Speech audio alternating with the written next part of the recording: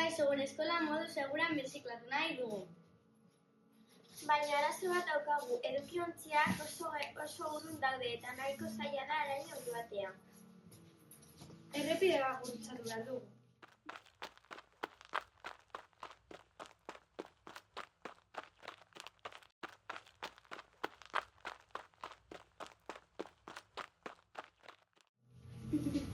Ikus, dezakezuenez oso urruti daude birziklatzeko ontziak eta errepidea zertatu behar du.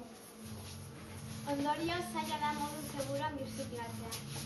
Udalari eskatu nahi genioke lagun diezaiogula edukiontziak ikastolan ondoan jartzea.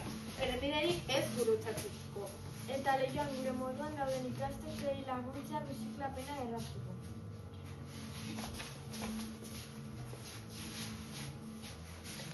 Lagundu lehioa eta lur planeta